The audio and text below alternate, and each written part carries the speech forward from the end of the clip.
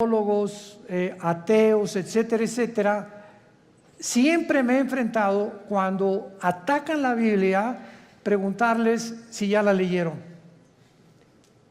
Y créanme que casi un 80% de las personas que discuten, agreden o son hostiles a la Biblia o la critican, ni siquiera la han leído. Y cuando te dicen, ya la leí, quiere decir que comenzaron desde el Génesis. Imagínense nada más. La Biblia no se comienza a leer desde el principio, sino desde el Nuevo Testamento. Y te dicen, ya la leí, o sea, leí los 66 libros en 3 o 4 meses y con eso ya entendieron los secretos de Dios. Qué tremendo, ¿verdad? Entonces es importante que esto lo tengamos nosotros como base, porque estos secretos que pertenecen al mundo espiritual, a Dios le ha agradado revelárnoslos a nosotros. Cuando Jesús comenzó a hablar en parábolas, Mateo 13, Marcos capítulo 4, etcétera, etcétera, les dijo a ustedes, a los discípulos, a los que me siguen, les he dado a entender las cosas que estoy contando en las parábolas. Que el sembrador salió a sembrar, que el trigo, la cizaña, las aves del cielo, la tierra, etcétera, etcétera, que la gente ni siquiera entiende, tenían un trasfondo espiritual dado a los que siguen a Jesús. Entonces, si tú eres una persona o los que nos escuchan que quieres respuestas, por ejemplo, ¿por qué Dios permitió el mal en el universo? ¿Por qué si Dios sabía que Adán y Eva iban a pecar, por qué los creó sabiendo como omnisciente que es Dios, etcétera, etcétera? No vas a tener respuestas hasta que comiences a seguir a Jesús. Porque a Dios no le interesa enriquecer tu conocimiento intelectual, sino cambiar tu vida, transformar tu vida.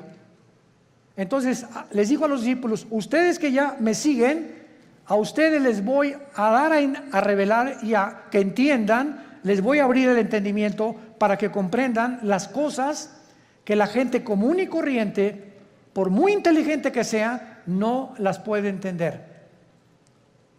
El libro del Apocalipsis, que es el 66º libro de la Biblia, es un libro lleno de símbolos.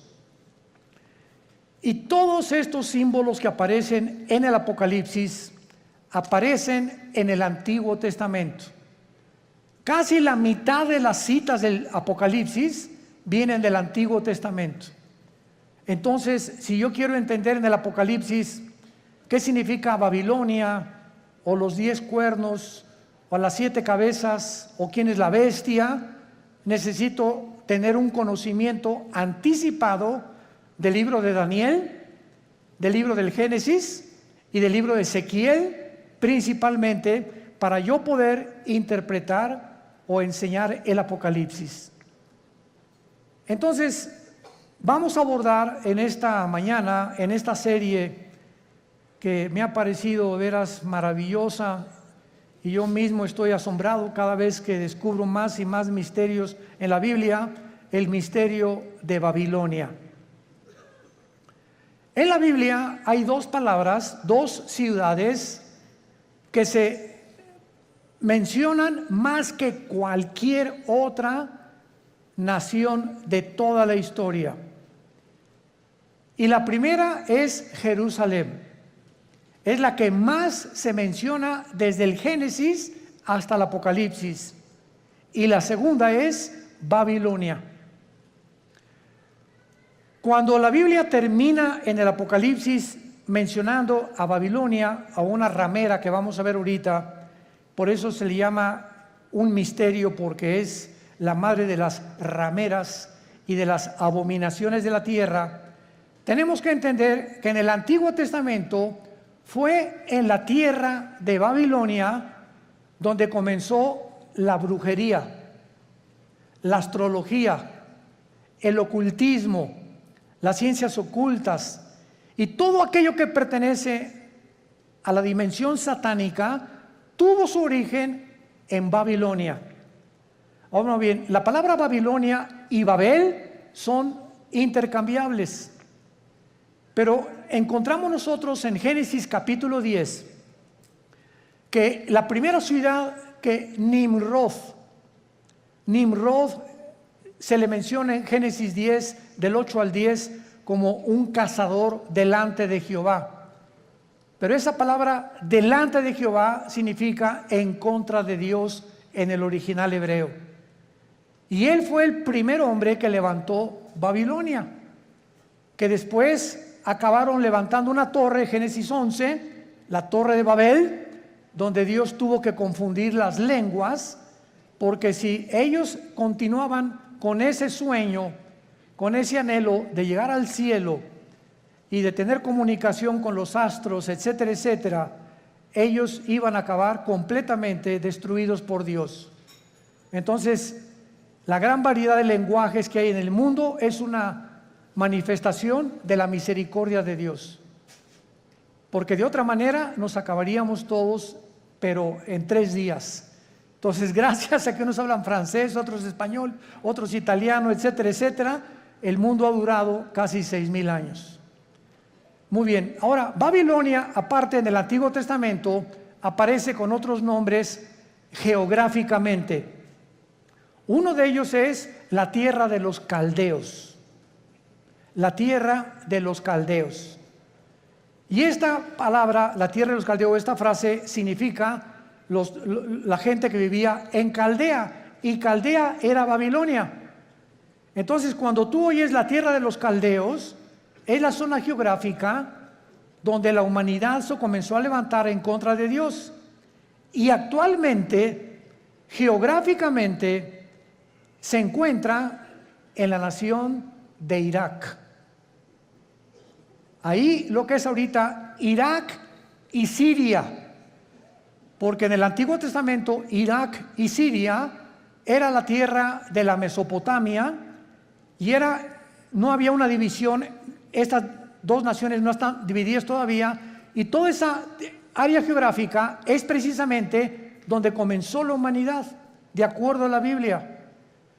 Porque por ahí corre el río Tigris, que nace en en Turquía, son como 3,000 kilómetros, y desemboca en el Golfo Pérsico, donde ahorita hay una gran tensión, por cierto, entre Irán, Inglaterra y Estados Unidos, porque Irán continúa apoderándose de los barcos petroleros ingleses, porque está provocando Irán. No sé si leen los periódicos, anoche otro escándalo, que no han soltado el barco que capturaron los iraníes en el Golfo Pérsico, el estrecho de Hormuz, que es exactamente junto a Irán, porque ellos quieren una guerra contra Estados Unidos por el grupo Hezbollah terrorista, para que si Estados Unidos actúa a través de la naval y a través de la guerra y viene un enfrentamiento, entonces entraría a la guerra Israel, y bíblicamente los judíos destruirían Elam. Apúntalo, de Enrique, L-A-M. Elam es una franja que está dentro de Irán, junto al Golfo Pérsico, pero es la parte más pegada al Golfo Pérsico, al estrecho de Hormuz. Y ahí en Elam, que pertenece a Irán, es donde se encuentran los reactores nucleares más poderosos de Irán. Ahí están las centrifugadoras del uranio 235, que es el elemento químico para producir la bomba atómica o las bombas nucleares. Entonces, de acuerdo a la Biblia, en el libro de Jeremías y en el libro de Ezequiel, se profetizó hace 2500 años que Elam iba a ser destruido, no Irán, porque Irán va a sobrevivir a la guerra de Ezequiel 38 cuando se una con Rusia y Turquía para destruir Israel, cosa que no lo van a lograr. Entonces, Babilonia significa confusión. Confusión. Otras traducciones la han puesto porque en la Torre de Babel querían ellos tener una puerta para con Dios. Querían que era una puerta al cielo que los iba a comunicar con los dioses. Pero la palabra Babel es básicamente la palabra confusión.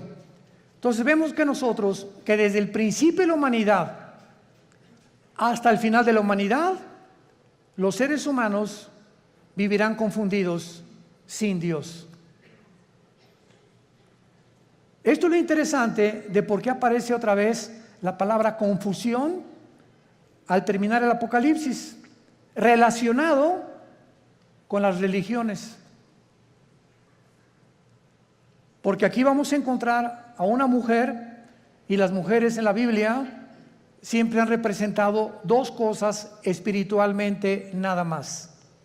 Encontramos, ¿verdad?, a las mujeres que representan la iglesia, porque la iglesia se le compara con una mujer, y la otra Jezabel, o la gran ramera, que representa las religiones o la falsificación del camino a Dios, que es lo que querían hacer con la torre de Babel.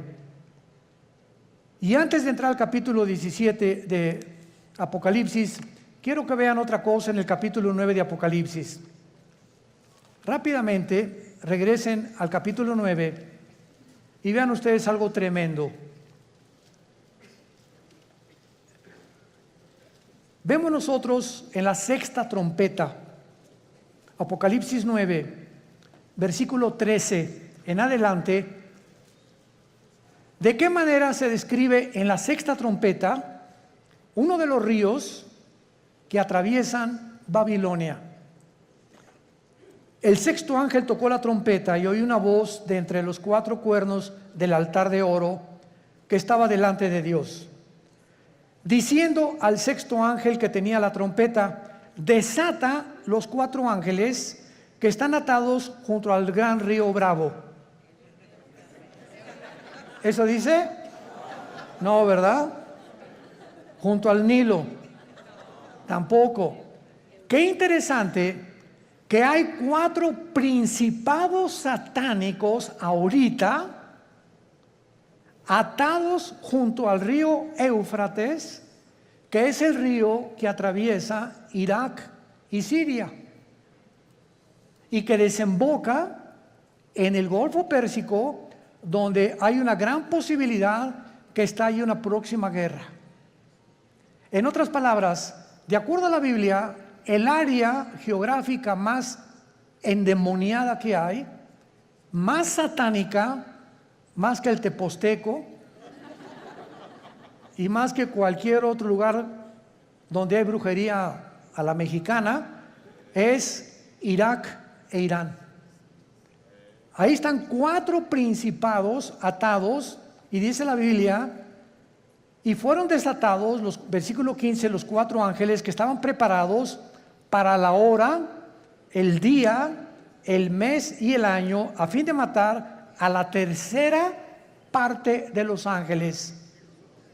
En otras palabras, el mundo que vivimos actualmente está bajo el control de ángeles, pero no ángeles buenos, ángeles caídos.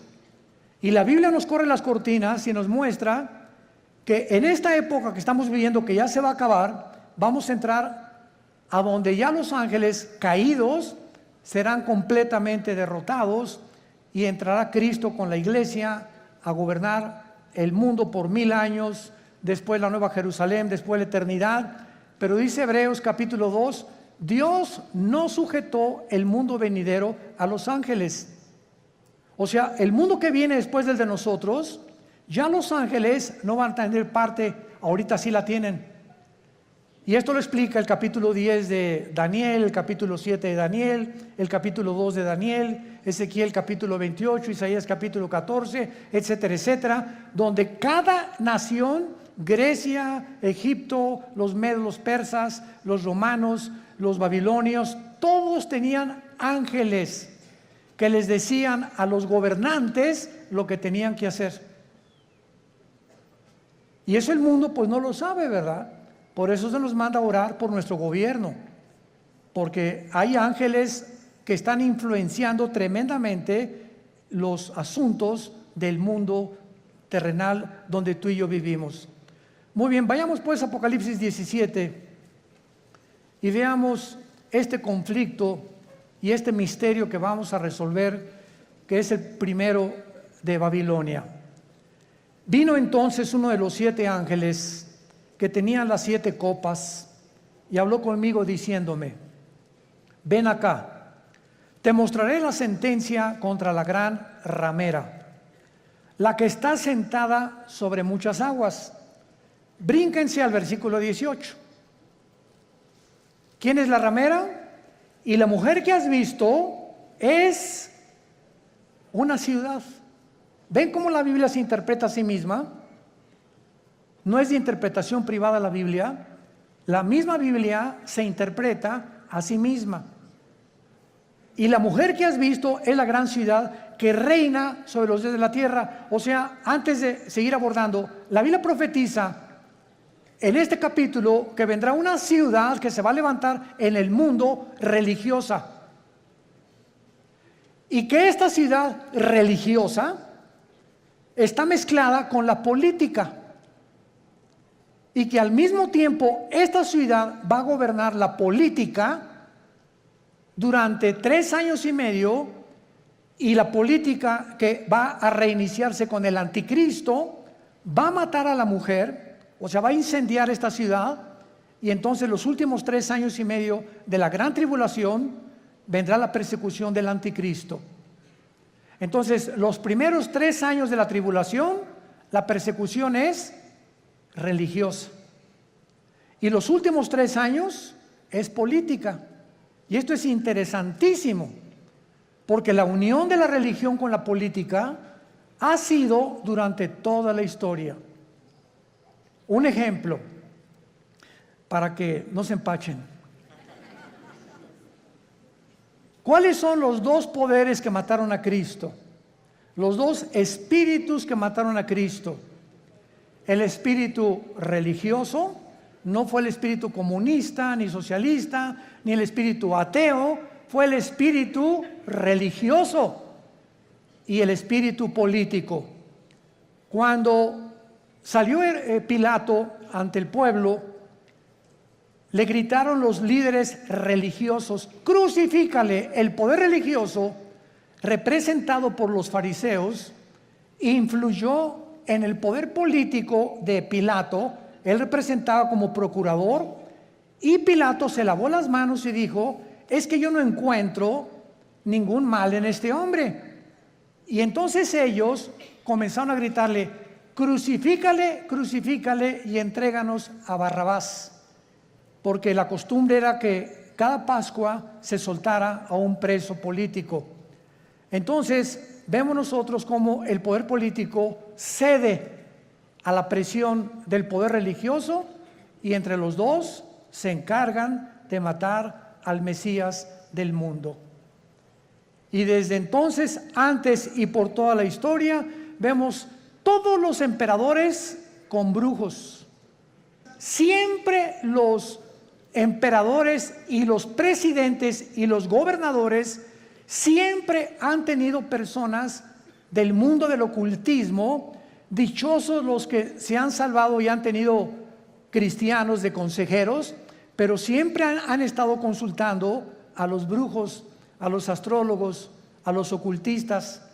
Los invitan a sesiones espiritistas para que invoquen espíritus, pero la unión entre el mundo religioso del oculto, lo vamos a descubrir. El mundo religioso pertenece al ocultismo. Se van a sorprender de muchas cosas. Y por eso es tan satánico, porque es el que controla el gobierno político. Y así ha sido durante toda la historia. Y cuando el anticristo, antes de que él pueda tomar el poder del mundo, va a necesitar, Apocalipsis 13, al falso profeta. ¿Quién es el falso profeta? Va a ser un líder religioso que va a unir a todas las religiones del mundo en una sola.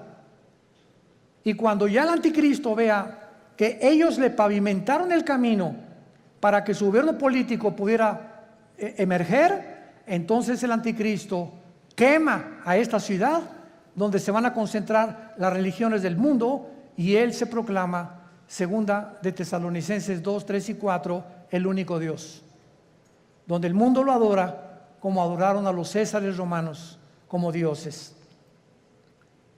Te mostraré la sentencia contra la gran ramera. O sea, aquí hay un juicio contra una ciudad. Es lo primero que acabamos de despejar, esta incógnita. Esta ramera representa a una ciudad que está sentada sobre muchas aguas. Las muchas aguas en la Biblia son las naciones, como lo interpretó el versículo 18. Y dice así, versículo 2, con la cual han fornicado los reyes de la tierra, y los moradores de la tierra se han embriagado con el vino de su fornicación. Este ángel viene para enseñarle a Juan un juicio, una sentencia que viene decretada del tribunal cósmico de Dios. Quiero que sepas que voy a juzgar a este sistema religioso. Y es muy importante que a esta ciudad se le da el nombre de ramera. Vamos a explicar esto. La palabra prostitución en la Biblia es una palabra que puede tener un uso apropiado cuando algo lo apropias de la manera correcta, o un uso inapropiado. Cuando el sexo se vende, o cuando alguien entrega su cuerpo a cambio de algo, se llama prostituirse. Entonces, cualquier persona que tenga relaciones sexuales porque va a recibir ya sea dinero o una mejor posición, o porque el jefe de tu trabajo te invitó a Acapulco porque te va a ser su secretaria particular con el doble de sueldo, tú te estás prostituyendo. Pero no solamente en ese aspecto se puede usar la palabra prostituirse, también se puede usar en el ministerio cristiano. Cuando, por ejemplo, un pastor sabe que un miembro de su iglesia vive en adulterio, y viene la esposa y nos dice: mi esposo vive en adulterio, pero resulta que don Pancho, el que vive en adulterio, el gordito rabo verde sinvergüenza, fue el que puso el techo de la iglesia y es el que más diezmos está dando. Entonces, si un pastor, por saber que don Pancho es el que más económicamente está ayudando a la iglesia, y ese pastor no disciplina a don Pancho, ese pastor es un prostituto. Ha prostituido su ministerio, se vendió. ¿Me van siguiendo? Siempre que tú cedes a tus convicciones por dinero o por un interés, te estás vendiendo. En la Biblia es la palabra fornicar. Por eso más adelante dice que esta ciudad ha fornicado, ha tenido relaciones ilícitas con los gobiernos, y la iglesia no tiene que haber separación entre iglesia y el Estado. La separación gubernamental y políticamente entre la iglesia y el Estado es beneficiosa, es saludable, porque ningún Estado, ningún gobierno puede imponer. Hagan de cuenta que en México surge un presidente cristiano. Este presidente de ninguna manera debería atreverse a imponer el cristianismo en la República Mexicana, porque se coartaría la libertad, porque todos somos libres de manifestar las creencias en las cuales nosotros creemos. Pero cuando ya se impone una religión a través de la muerte o de la Inquisición o de la tortura con el beneficio de la iglesia, es cuando vemos que ese sistema se ha prostituido. Se ha prostituido, porque a la iglesia no le corresponde juzgar a los malos, eso le pertenece al Estado. El Estado usa el Estado de Derecho para castigar a los malos, silla eléctrica o pena capital o pena perpetua, lo que sea. La iglesia tiene la función de predicar el Evangelio para que el corazón del ser humano sea transformado. La justicia la aplica el Estado, no la iglesia. Para que me vayan siguiendo con mucho cuidado. Esto es muy importante, porque el otro día escuché una conferencia de un grande teólogo que me sorprendió con lo que dijo, y me dice: de todos los países a los que yo he visitado en Latinoamérica, el más inculto, y el que más ignorante es de todo lo que está pasando, México lindo y querido. Sentí algo bien feo aquí adentro de mí. Se considera el país más ignorante y más inculto de todo lo que está pasando políticamente, religiosamente, etc. Como que si al mexicano no le importa más que el Calimán y las telenovelas y el América, desde luego. Además vive el América. Bueno, pero esto es tremendo, ¿verdad? Y otra cosa que también me sorprendió es que un análisis que hizo las Naciones Unidas fue que en Europa el promedio de la gente normal, desde los 10 años de edad hasta los 25 o 30 años de edad, cualquier europeo de cualquier nación de Europa ha leído antes de los 25 años por lo menos 6, 7 libros al año. Y en México, 1 al año. Y con trabajo no lo acabaron. ¿Se imaginan? Estamos con el esto, con el Calimán, la televisión, ausentes completamente de cultivar nuestro espíritu, nuestra mente intelectual. Me gradúo de abogado y jamás me vuelvo a meter a la jurisprudencia ni a los libros. Me gradúo de médico, no me actualizo con todos la tecnología impresionante en la medicina que hay actualmente. Por ejemplo, no sé cuántos de ustedes han notado que ya no uso lentes. Asústame. No es para que se asusten, ¿verdad? Pero es increíble. Tengo como 40 años usando lentes. Yo tenía hipermetropía, estigmatismo y no podía leer. Ahorita tengo una visión de 20/20, impresionante. ¿Saben lo que me hicieron? Resulta que ahí en Dallas, Texas, está uno de los médicos oftalmólogos que trajo el rayo láser. Pero a mí no me hicieron nada más el rayo láser, sino que me hicieron 2 implantes de la oftalmología, 2 implantes intraoculares. O sea, me metieron 2 ojos. O 2 lentes, no sé. Y cuando yo le pregunté al oftalmólogo después, duró 16 minutos la cirugía. Primero uno y como al mes me hicieron el otro. Y le dije, bueno, ¿cómo está esta explicación? Y me dice, mira, hay 5 tipos de lentes. El que te metimos a ti se llama ultralight. ¿Qué significa esto? Con un rayo láser te perforamos una incisión milimétrica y por un tubo te metimos un lente envuelto como un taco. Y entró el lente y dentro de tu ojo se abrió como una tortilla. Y entonces se tiene que ir pegando a la parte de atrás, al tejido. Y en ese momento, bueno, me dieron entrenamiento, ¿verdad? Todos los días me dieron que tenía que hacer una pluma así, acercármela todo nomás como 50 o 100 veces hasta que ya pudiera ver de cerquito. Ahorita ya no necesito nada, ya puedo ver de lejos, ya la luz casi no me molesta. Pero es impresionante la tecnología de la oftalmología y de todas las demás ramas de la ciencia del siglo XXI. A mi hijo Caleb le hicieron en 7 minutos el láser, nada más que a él no le hicieron cirugía. A él con el puro láser le quitaron los problemas que tenía de la vista con una garantía de 35 años. Ahí me dieron hasta que venga el Señor por nosotros. Y sí, ya para qué quiero más, ¿verdad?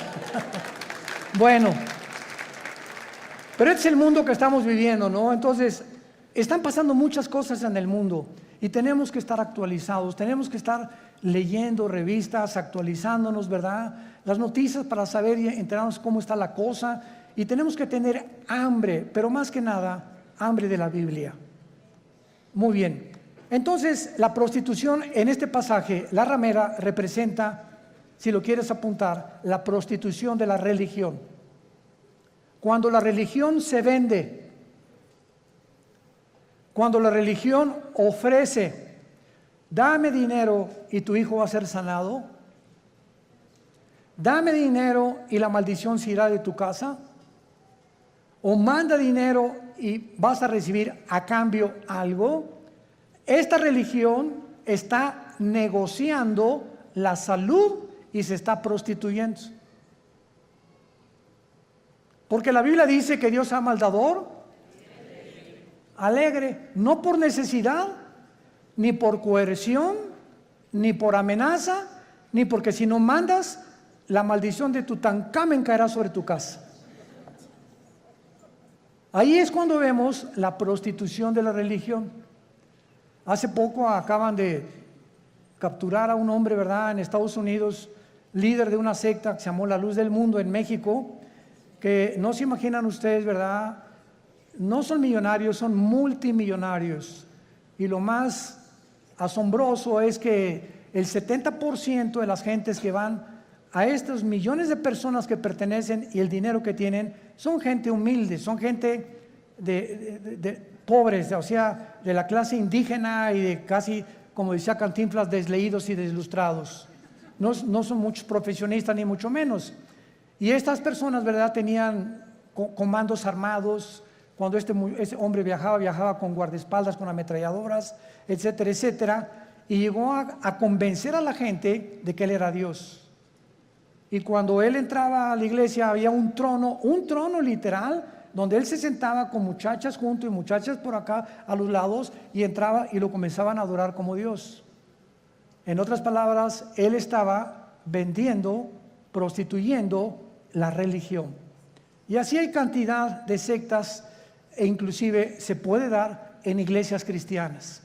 Cuando los líderes, vuelvo a repetir, por causa del dinero o por conveniencia del dinero, se venden y sus convicciones las crucifican para poder obtener lo que ellos están ofreciendo mediante milagros. Este es el problema de las religiones que se prostituyen. Muy bien. Y esto es lo que sucede en Apocalipsis 17, como lo vamos a ir viendo, una ciudad prostituta que ha fornicado, dice el versículo 2, con los moradores de la tierra. Y más o menos ustedes ya pueden irse dando cuenta de quién estamos hablando. La única, para que ustedes estén enterados, sin afán de ofender a nadie, la única religión que existe en el mundo, la única que tiene un lugar en las Naciones Unidas, es Roma. La única religión que durante 18 siglos en Europa no permitía que los reyes se casaran más que con los que ellos autorizaban. La única religión que exigió que si no te convertías a Roma durante 350 años, nombró un papa a Torquemada, un hombre español, con la Inquisición, donde los abrían los cuerpos, les quitaban el pelo, los rapaban, pero con todo y la piel, les sacaban los ojos, los sentaban en estacas, los quemaban vivos a judíos y a cristianos, porque no aceptaron que Roma es la única religión que salva. Y hasta el siglo XXI los estatutos romanos continúan enseñando lo mismo. Fuera de Roma no hay salvación. Esto es impresionante. Cuando yo tenía 12 años de edad, les he contado a muchos, fuimos educados, mi hermano Alejandro y yo, en colegios lasallistas, San Juan Bautista de la Sal. Y a los 13 años vivíamos en Acapulco, entré al seminario, yo quería ser cura, porque nos enseñaron los hermanos lasallistas en aquel tiempo el latín, en aquel tiempo éramos acólitos, el cura daba la misa en latín, cuando entraba supuestamente al altar, ¿verdad?, entraba y decía, introibo al altar de Deu, Justifica Juventudes Meam, me introdujo al altar de Dios a ofrecer los sacrificios por los vivos y por los muertos. Ya le contamos en latín los acólitos. Y cuando uno de los grandes dirigentes ahí llegó a visitarnos al seminario, nos dijo, ustedes están ya en el tiempo de hacer un voto de celibato sacerdotal. Y pues éramos como 10 o 12 muchachos de 14, 15 y 6 años de edad, y nos volteamos todos a ver qué significa el voto del celibato sacerdotal. Entonces nos dijo este prelado religioso significa que ustedes tienen que hacer un voto que nunca se van a casar y que su única fidelidad va a ser a Roma, nada más. Oiga, ¿y por qué no quiere que nos casemos? Porque si se casan, el dinero lo gastan en la familia y ya no lo mandan a Roma. Esa es la razón por la cual no les conviene que se casen. Cuando la Biblia ordena, 1 Timoteo capítulo 3, en cualquier Biblia que veas, que los que sirven a Dios de tiempo completo se casen, a menos que tengas el don de continencia. Pero esto es increíble. Ahí fue cuando yo me decepcioné, ¿verdad?, de la religión. Lloré, le dije a mi papá, ya no creo en nadie, y me hice ateo. A los 17 años ingresé al Partido Comunista, me uní a la dialéctica materialista, a estudiar el Capital de Marx, de Engels y de todos los grandes líderes, Lenin, que la llevó a la práctica en la revolución bolchevique, etcétera, etcétera, hasta que cuando me convertí, yo estaba a punto ya de casi quitarme la vida, de la depresión a la que yo había llegado, de la decepción y de todo, que ya nadie me convencía, cuando mi hermano Alejandro me presenta a Jesús como el camino, la verdad y la vida. Y yo supe cuando encontré a Jesús que era la única razón por la cual yo debía seguir viviendo. Y le prometí desde ese día, fue marzo de 1974, que yo le entregaría mi vida y que lo quería servir. Y desde entonces no lo he dejado de servir, por la gracia de Dios. Bueno, ahora muy bien. Vean rápidamente en el Antiguo Testamento, en Jeremías capítulo 2, de qué forma en el Antiguo Testamento se menciona la fornicación física o la prostitución, así como material o terrenalmente. Una mujer se puede vender por dinero, la cual se le llama prostituirse, o un hombre también. Espiritualmente, Dios usa el mismo término cuando tú le dejas a Él por los ídolos, o cuando dejas a Dios por otras cosas más importantes que Él. Dice Jeremías capítulo 3. Dicen, si alguno dejare a su mujer yéndose esta de él y se juntare otro hombre, ¿volverá a ella más? ¿No será la tierra del todo amancillada?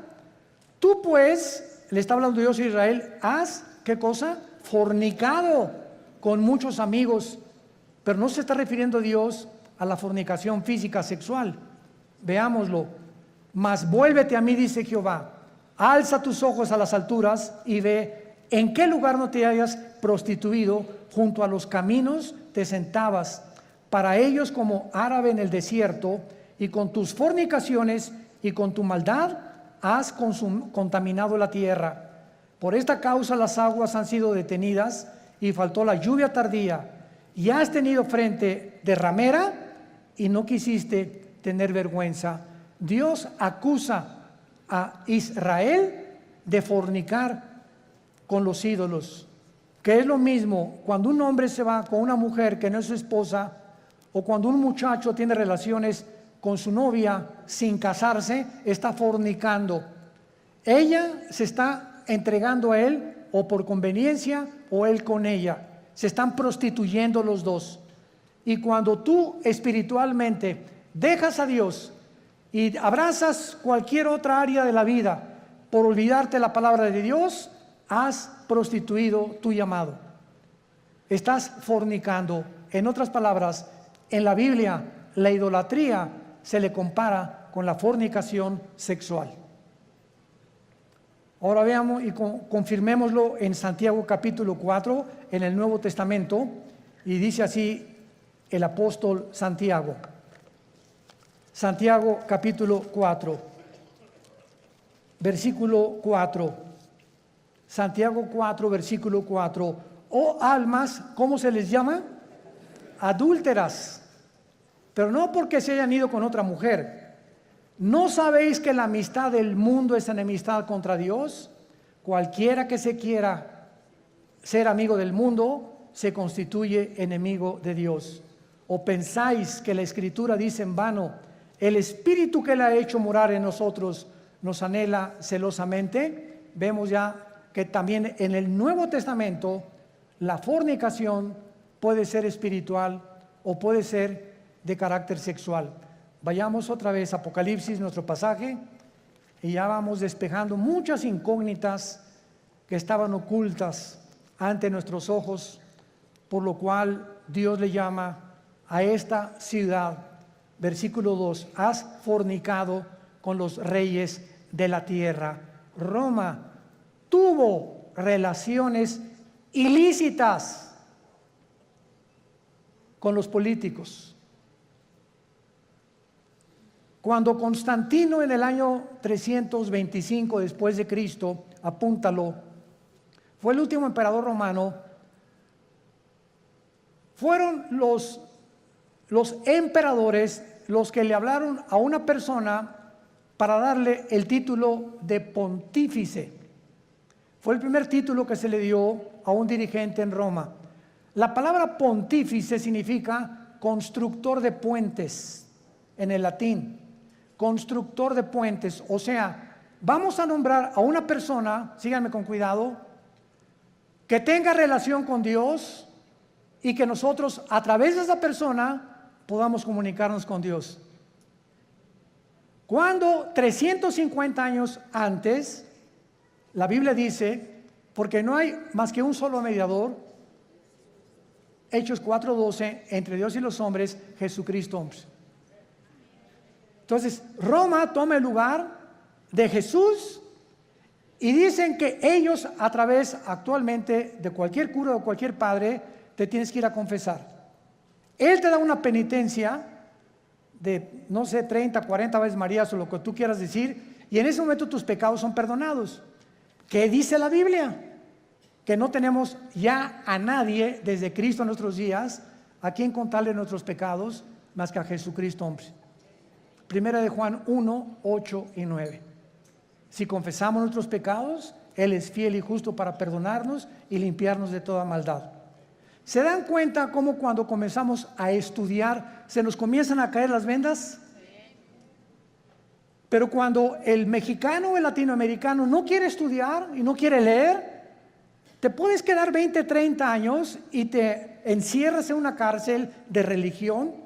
No, yo estoy bien, y ahí tienes enfrente la luz y te niegas a verla, porque puede más tu orgullo religioso que la verdad. Juan capítulo 3, y esta es la condenación, que la luz vino al mundo y los hombres amaron más las tinieblas que la luz, porque sus obras eran malas. Muchos no quieren venir a la luz, no porque no puedan, sino porque no les conviene.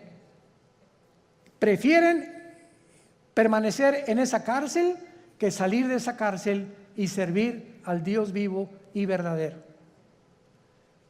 Veamos ahora en segundo lugar que dice el versículo 2, que esta relación ilícita que le llama fornicar con los reyes de la tierra, o sea, una relación política religiosa que no debe existir.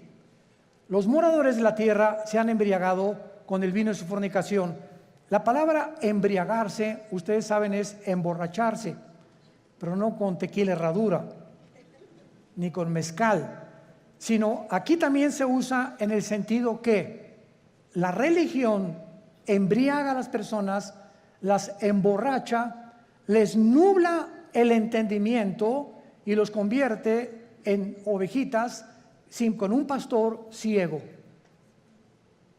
Entonces, cuando tú estás en algún movimiento religioso y abundan en el mundo entero y no entiendes, ni lees, ni conoces, sigues como borrego, simplemente porque pues ahí va tu familia, o porque ahí van tus amigos, o porque te cautivó esa persona que se dicen dioses, etcétera, etcétera, estás como borracha.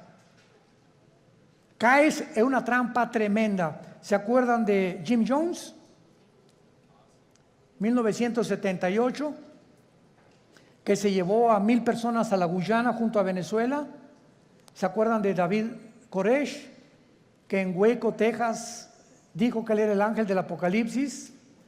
¿Se acuerdan de Juan Carlos Miranda, recientemente, que dijo que él era primero el anticristo, pues que era Jesucristo? Y así este señor de la luz del mundo, que dijo que él era también el único que debían de adorarlo, y cuando llevaba en su haber 7 o 4 niñas violadas. ¿Qué le pasa al mundo? Te puedes preguntar, ¿no? O sea, qué fácil somos engañados. Qué fácil es caer en una secta por no estudiar. Mi pueblo pereció porque no tuvo conocimiento. ¿Ven la importancia de prepararnos? Ahora veamos aquí en el versículo 3 que el Espíritu Santo traslada o transporta a Juan a un desierto. Y ahí en el desierto tiene una visión tremenda el apóstol Juan. ¿A quién ve a Juan? ¿A quién ve? A una mujer sentada sobre una bestia escarlata. El color escarlata es el color de los dragones. Es un color rojizo, que es el color que se asocia con la sangre, con la guerra y también con Satanás. Entonces vemos ahí una mujer sentada o montada sobre una bestia escarlata.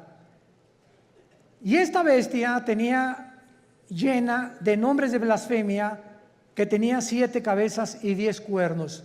Nuestro paso actualmente ahorita es tratar de descifrar qué significa la mujer sentada sobre esta bestia.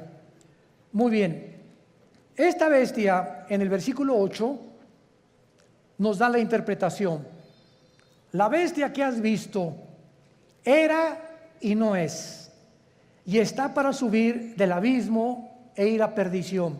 Número 1, esta bestia es el nombre que el Espíritu Santo le da a una imagen o a un principado satánico que ya había existido antes en el mundo. ¿Se acuerdan de los 4 ángeles atados junto al río Éufrates? ¿Quiénes creen ustedes que sean esos 4 ángeles?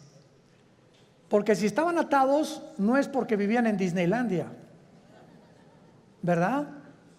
Sino que eran 4 ángeles que ocasionaron un daño tan grande en la historia humana que Dios los encerró y los va a soltar al final de la gran tribulación, cuando nosotros ya no estemos ahí.